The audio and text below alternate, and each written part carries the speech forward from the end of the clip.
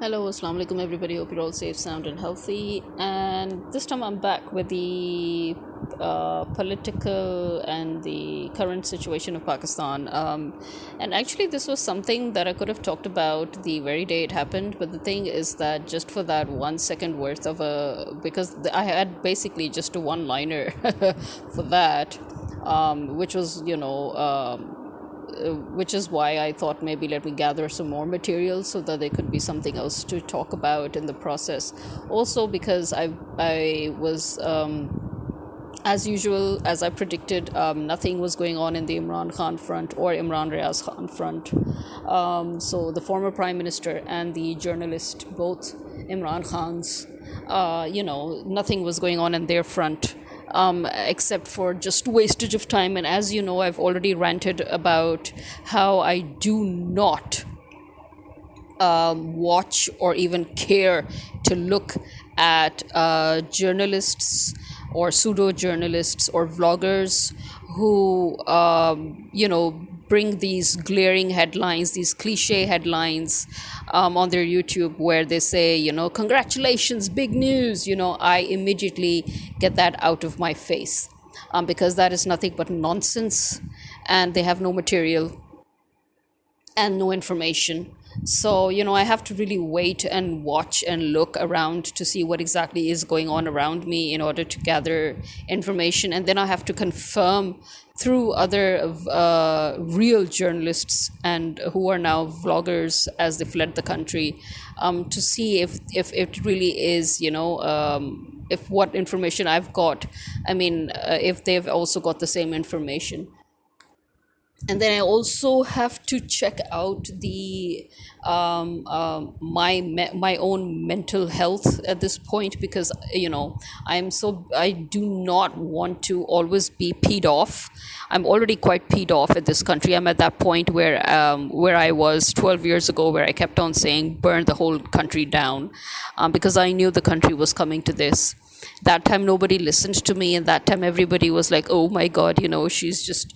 So now everybody's screaming their ass off, and I keep on telling everybody now that you all deserve it, because this is what you get when you're very complacent and when you don't care about what your politicians, your establishment, and your army are doing.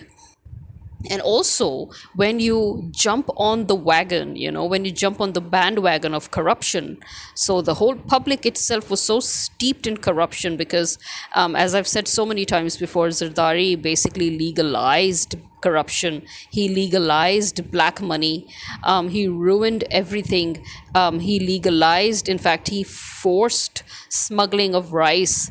Nawaz Sharif forced smuggling of flour. Zardari forced smuggling of everything, basically. And Zardari is, an on the record criminal as a smuggler for drugs and for, human trafficking as well. So, you cannot just deny that. You can't deny something that is actually in your face real, and so based on all of that, I keep on, that's why I'm at that point where again I would keep on telling people that, what, why don't you just wait for Nawaz Sharif to come back, lick his ass and go on. Nothing's wrong with your country, after all, for the past 30-40 years you enjoyed this whole caboodle of corruption. You said it didn't matter that your leaders were corrupt. You said it didn't matter where the country was going because the country was sitting on God's shoulders. Let me tell you one thing: God has forsaken this country. This country is not sitting on God's shoulders, but is definitely sitting on the devil's shoulders. And the people of this country are definitely the devil's spawn. That is how I see it. Why? Because if you are so complacent that as long as your government is letting you eat out of that haram that it is also eating, and you think that it's okay, and you have forgotten your moral values, you have forgotten to differentiate between halal and haram, then I'm sorry, but you've got what's coming to you. And as it is, again, the people who are aware, the people who have been fighting for this, for the country to turn around, for the country to get better, those people are being attacked by the establishment, by the army, by the illegal government. And those people are, yes, they are part of our population, they're a huge part of our population, but again, as I say, there is a time for everything. When 20 odd years ago Imran Khan started this whole thing, that time, obviously those of us who were from abroad like him, we knew what he was saying and we knew what he was trying to do. But the people, the majority of the population that were born and bred in Pakistan, it took them 22 bloody years to wake up and understand where the man was coming from and what he was trying to say and what he was trying to do, which in my opinion is too little too late. But okay, I was ready to accept that as well, that okay, so people have finally woken up. It took them 22 bloody years to wake up, but at least they've woken up. Good for you. But I still had no hope. Why? Because see, that's the problem. When people shut their eyes to reality, or when people are so focused looking at the big picture, they lose the trees. And when people are so focused looking at the trees, they lose the big picture. In my opinion, in my humble opinion, you need to look at both. You need to not just look at the big picture, but you also need to look at the fine, minute details within the picture. They're as important as the big picture. And it's because the people omitted those fine details that they could not completely manifest that big picture. Our people are so used to shortcuts and they're so used to jugaad. They're so used to looking for temporary fixation of things, short-term fixation and short-term this and short-term that.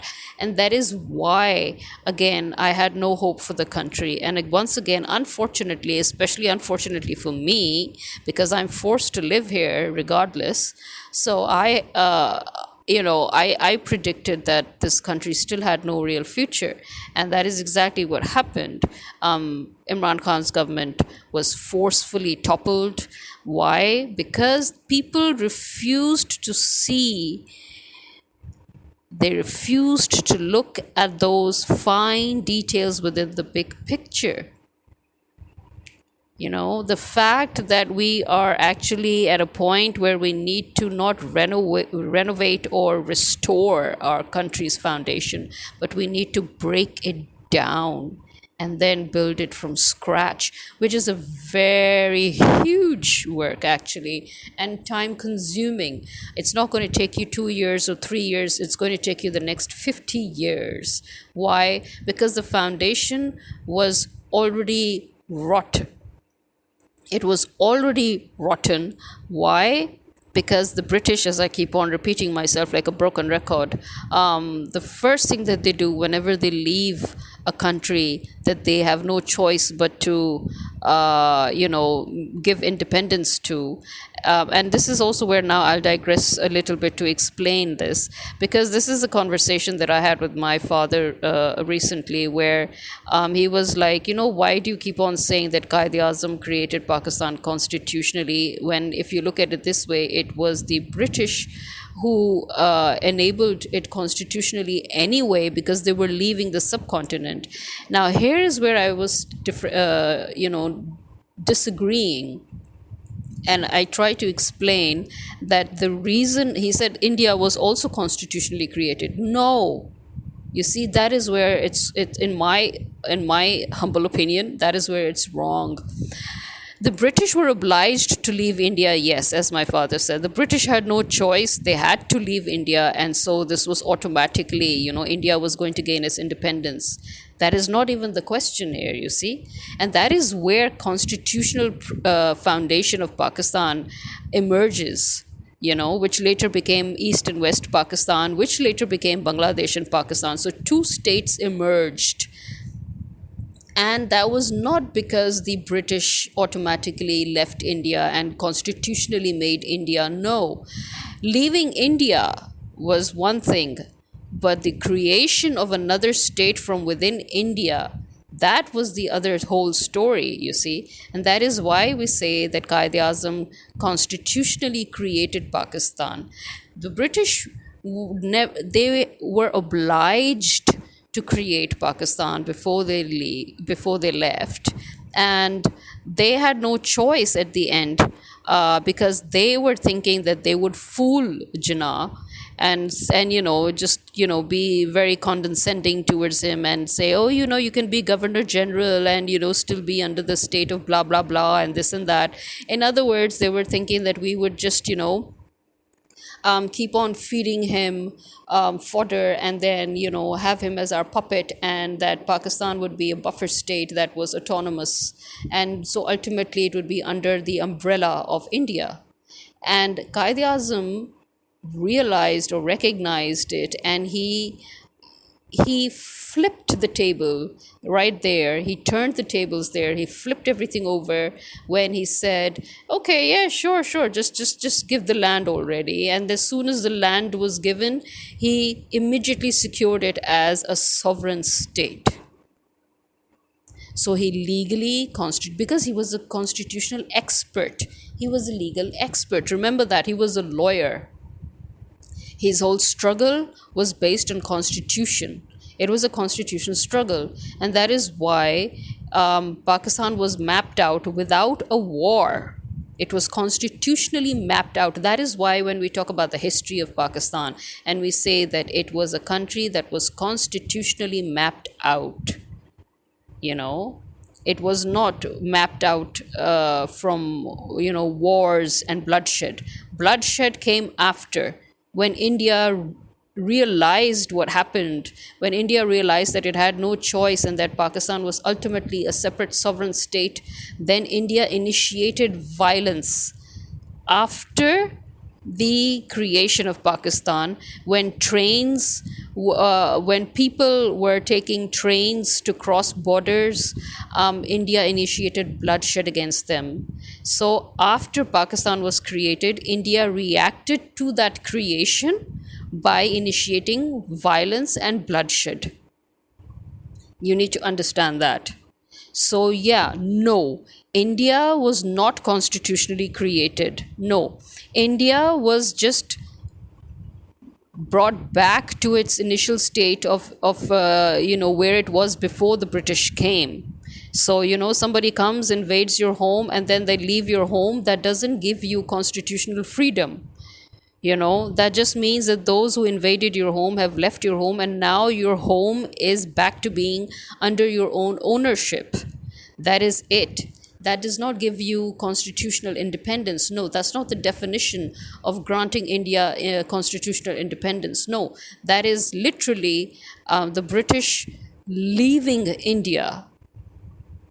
What was constitutionally granted independence was Pakistan, which had East Pakistan and West Pakistan, which later on, as we know, in the 70s, became two completely different states, two completely different countries. Pakistan, which was originally West Pakistan, is now Pakistan, and which was East Pakistan is Bangladesh. And again, if you go way behind that, the original plan of Qaid-e-Azam was always two states.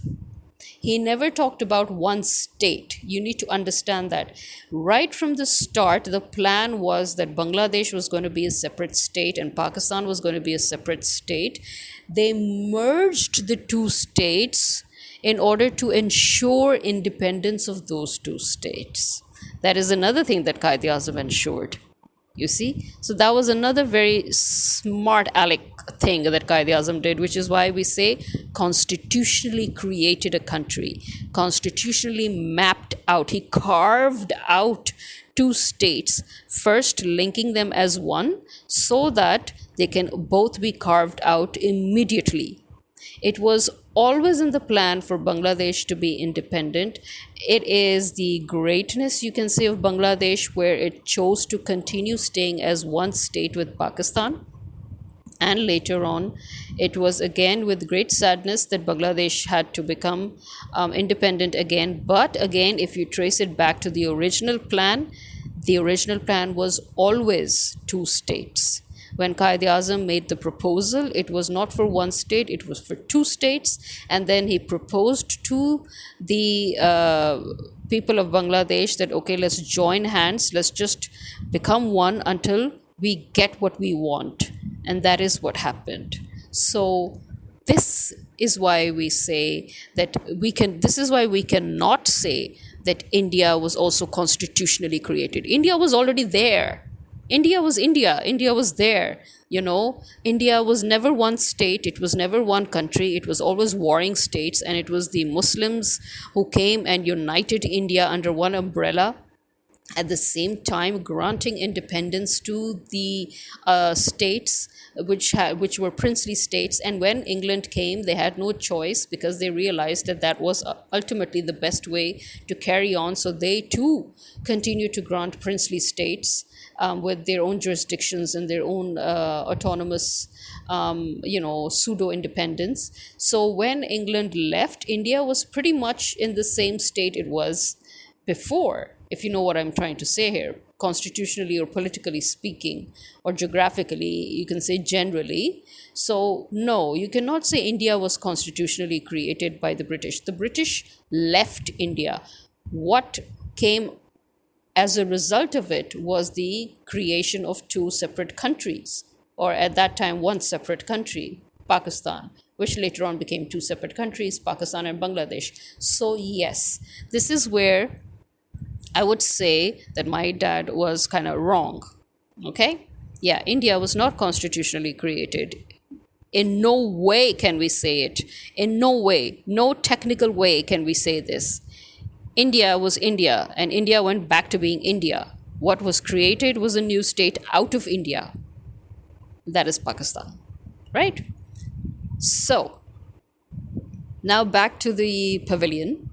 Here we have this whole point of view being carried out, and then we have the establishment, the army, and the pseudo government that we have. So, as I said, whenever Britain leaves a state that was its colony, the first thing it does is it strategically places traitors in strategic positions, but especially in the army and law enforcement agencies, which obviously make up part of the establishment, and in the political arena as well, obviously in the bureaucratic machinery, because these three are what form the collective foundation of a state, right? So British people always left their minions, their fifth columnists, so that that cycle can go on. Because you need to understand that America and Britain and countries like in Europe, European countries, and in America, basically, even ultimately Canada, they really have nothing of their own. Everything that they have, all the framework that they have, is borrowed. And whether you like it or not, but this has been constantly, time and again, proven. And as I said, those who have studied constitution, those who have studied jurisprudence, those who have studied law, and those who have ultimately entered into civil service, they are all aware of that. The only people who are not aware of that are the common people, the public, the mass. But these countries have borrowed heavily from Islamic framework. Okay, their legal framework, their political framework, their intelligence framework, their whole state framework, you can say, it's heavily borrowed from Islam, right? And because Islam had already worked on all of these and advanced on them. And so, with a little twist here and a little change here and a little modification here, they have borrowed heavily from the Islamic framework. And so they really have nothing to their name. They may try to be very fancy and quote the Greco-Roman and this and that, but at the end of the day, the influence of Greco-Roman is still very less, especially in the modern civilization, where those do not really apply. So it is essentially Islamic framework, which is the most modern of all frameworks. And then they add to it, and they embellish on it, and they twist and turn and change and modify accordingly, according to needs, according to modernization and stuff. So they have nothing to their name. Everything is heavily borrowed. So they need to heavily lean still on their colonies also for resources, their ex colonies for resources. So, yeah, they would never let these countries go. They would never allow other countries to be sovereign states, to be independent. And that is the same problem with Africa, as you can see.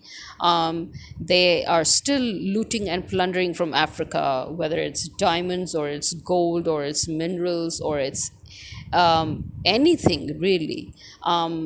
Africa is one of the richest continents on earth. Pakistan is extremely rich in resources, but we're not even allowed to exploit our own resources. Why?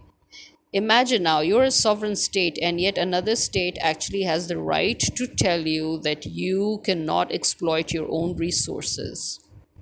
So this is where now I come to the full circle back to the original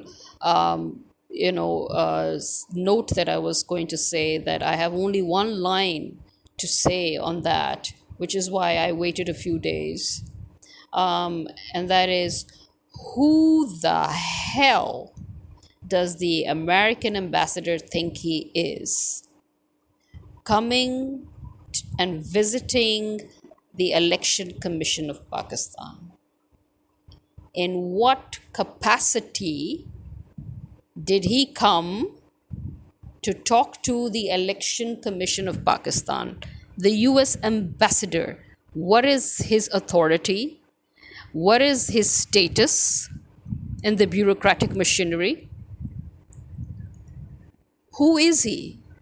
Who the bloody fuck is he to come and talk to Pakistan's Election Commission? An ambassador. A bloody ambassador is not even somebody who you would even look at. And in what capacity is that ambassador coming and talking to the Election Commission of Pakistan? And so this is where that whole story that I just repeated and reiterated and added to and digressed and completed the whole circle closes in two. And I'm sure now you understand my question here. And I'm sure you have the answer already. Is Pakistan a sovereign state? Will the US ambassador have the guts to go and do that in India or Bangladesh or Nepal or in Canada or in England or in France or in Germany? Will anybody do that? And again, that would coming back to India. Remember, in my previous podcast, I've sort of mentioned how India is so ridiculous that instead of actually being friendly with its neighbors, it is trying to be the America of Asia. In fact, it is dubbed the America of Asia. I dubbed it. Anybody can continue dubbing it that. Because it is the most stupid, reckless, idiotic, and narcissistic country of Asia, just like how America is for the whole world. That it is so busy trying to put down its neighbors and declare itself dawn of Asia, when the idiot is actually, literally shooting itself in the foot. Why? If India had stopped with its inferiority complex regarding Pakistan, if India would just stop, there is a reason why India is called Pakistan's ugly sister. Everything about India screams ugly sister. It screams complex. It screams inferiority. It screams problems. It screams mental health issues. If India were a person, then India would be diagnosed as Cinderella's ugly sister. Because you just can't get it. You can't get what's wrong with India.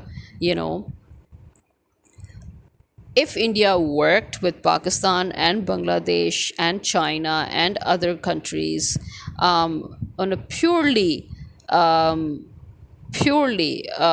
neutral and friendly and manner, and as equals, as neighbors, everybody would have benefited from this, right? But India, while pretending to be an ally of Russia, has been secretly, having an alliance with America. So where you hear the public generally talk about how, oh, America is, the enemy and this and that, when the truth is that India has heavily depended on America to become the biggest market in the world that it is. So if India thinks that India owes nobody, as I said in my previous podcast, that if India thinks that it owes nobody for being the biggest market in the world, it's wrong. All these countries that were supposed to be allies of Pakistan, they were never allies of Pakistan because, as I said, the British had already promised India that Pakistan was not supposed to exist as a sovereign state. It had promised India that one way or the other, Pakistan would come under India's umbrella, under India's federal jurisdiction, under it would be a sort of an autonomy under India, one way or the other. So, because of that, these countries, these real allies, which mark Europe and America, they have been working with India to steadily make it more powerful and to make it a big market, whereas Pakistan, the alleged ally, is not even a market. You understand? Pakistan is not even a market in the global market arena. Pakistan as a market does not exist in the global market arena, okay? Officially. So India is a global market. Pakistan is not a global market. So they have worked for 70 years to ensure that Pakistan does not ever officially enter the global market, right? They worked with India to ensure that Pakistan would not host the cricket match, if you remember, the World Cup, which Pakistan was supposed to host. But very neatly, it went to India. After India created a terrorism incident in Pakistan, in Lahore, and attacked the Sri Lankan cricket team. And the Sri Lankan cricket team was very open and vocal about it, in which they said that they knew who their attackers were, and they could see what was going on. But the world was very quick to shun Pakistan at that point, because that is what the world worked with India to do. And once again, Australia and the other few countries, they very visibly worked with India, again, to rig matches so that India could win the cricket matches. And then again, they worked with India, supporting it to be a larger market. So India is today where it is, no thanks to its own efforts, although they may have played a bit of a role, but largely because of the geopolitics of its Western allies. And that is why the minute Pakistan was beginning to reassert its sovereignty under Imran Khan, and when Pakistan was now working actively to resurrect the Islamic bloc and to work on the bloc with China and Russia and Middle East and Central Asia, that is why America very, very aggressively worked with India, first to try and create terrorism incidents within Pakistan, which actually were foiled very neatly. So that is why there were basically no real incidents. But at the same time, they did manage one or two. And then later on, when they saw that, okay, they were not going anywhere with that, they decided to very openly interfere with Pakistan, very openly command the establishment of Pakistan to topple the legitimate government of Pakistan. The fact that the establishment bowed down to America's command tells you who they're really working for, and it tells you that they are fifth columnists, and it tells you that this is no conspiracy theory but an actual conspiracy at play while you're watching it. The 70-year-old conspiracy bearing fruition or fruition, however you like to say it, at this point, where and that is why the establishment and the army and Nawaz Sharif and Zardari very openly aired their dirty laundry, and very openly they exposed themselves as they came out of hiding. Before that, whenever they did America's bidding, it was always basically sneak peeks, so you could see the hidden hand of the establishment, of the army, of the government, but it was never very open. So they always kept themselves at a safe distance so that they could not be openly accused, or they could basically have a deniability clause.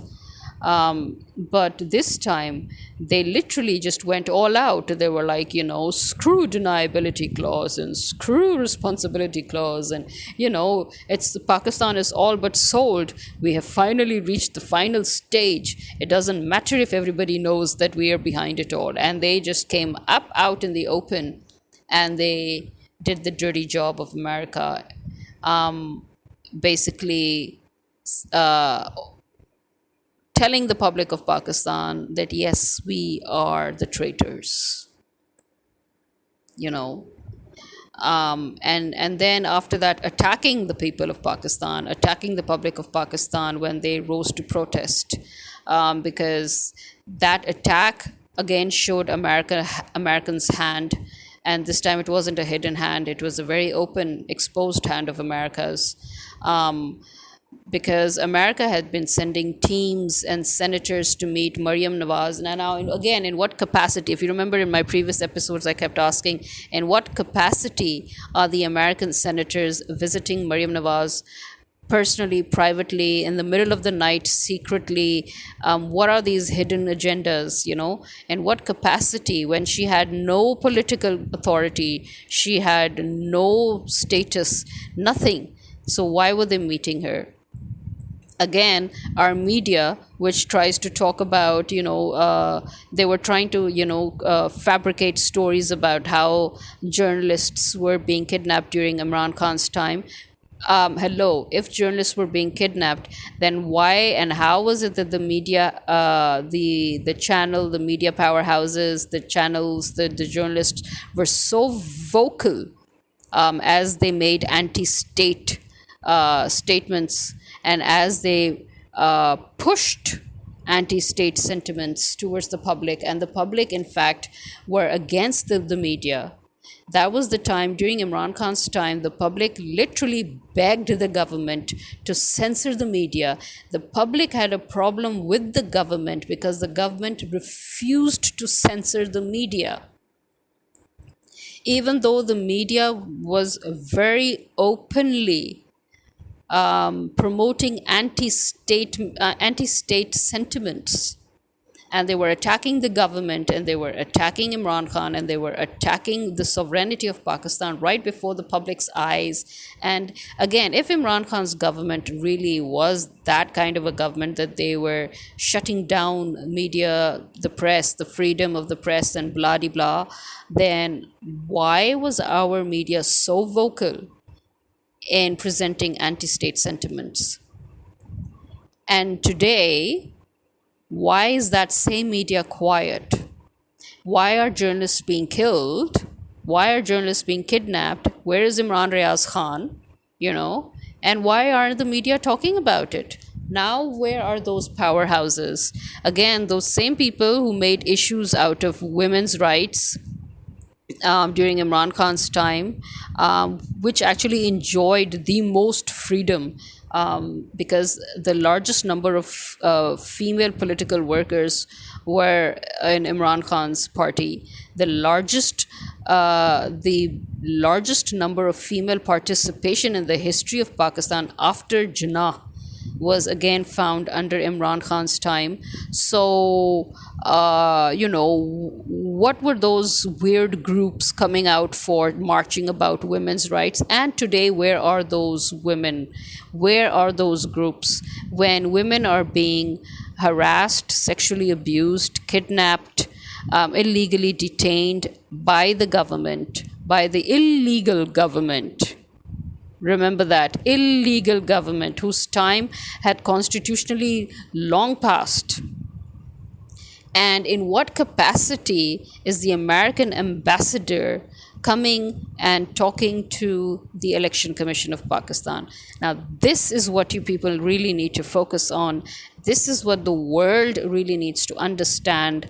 The world needs to realize what a huge conspiracy against Pakistan was made, how long ago it started, and how America, in the last 10 years especially, worked really hard, and especially in the past 4 to 5 years, how America aggressively, openly broke international laws, and they literally attacked the sovereignty of Pakistan. They interfered with Pakistan. They interfered with an independent, separate state. And the world was silent, which means the world is in compliance. The world is in partnership with America. By being silent, by remaining silent, the world is declaring that they are together with America. And you know what? Today it is it's us. As you see, the next came Africa, and now it will be your turn. Continue with the silence, continue with this allegiance, and next it will be you. Don't think that because you're European countries and your allies, and no, no, no, no. Certain European countries are now going to fall too. Their sovereignty is going to be challenged as well. France is already a deep neck in it, even if it hasn't realized it yet. But France has actually fallen. And it is, again, because of the same reason that it was so busy trying to control other countries, and it was so busy, working with America in initiating violence and terrorism in different countries just so that they can loot and plunder. And now France has fallen. And America is nowhere to be found helping France out. Do you see America helping France out? No. In fact, America made sure that Euro should suffer, and it made sure that Europe should suffer, so that Europe should be forever bound to America by the war that it started between Ukraine and Russia, affecting the whole European lifestyle of the masses of Europe. So this is again for people who actually can see what's going on, because it's so obvious, it's so glaringly obvious, but people in general like to close their eyes, and they like to dig a hole and put their head in and pretend that nothing's happening. And that is exactly what uh, the certain government bodies of certain countries are benefiting from. That is what they're taking advantage of. It suits them, and that is what they're working on. So, yeah. So, these are the points that need to be looked at very carefully. That it's amazing that even today, in this vast explosion of population, still it's always the minority that has an ironclad hold upon majority, and that it is such a handful of minority that somehow still manages to dictate the lives of the majority. And this is on a global level, you know. Again, it's because they bank on the fact that the mass does not want to get involved directly in this whole thing. The mass just wants to turn a blind eye and pretend nothing's going on, so that the mass should not have to take responsibility for anything. Sheep, just sheep. So they're banking on that. And with this, I leave you all to ponder or to put your head in the sand, whatever it is that you wish to do, whatever floats your boat, whatever makes you sleep better at night. But remember, we are all responsible and we cannot shirk it, no matter how much we try. To a certain level, we're all responsible. So you can't pick and choose what suits you to talk about and leave the rest in hypocritical oblivion. That does not work because, as I said, today it's us. The next day it became Africa. Tomorrow it will be you. Or should I say, yesterday and today it's us. Today it's Africa. Tomorrow it will be you. So this is me signing out. Khuda Hafiz.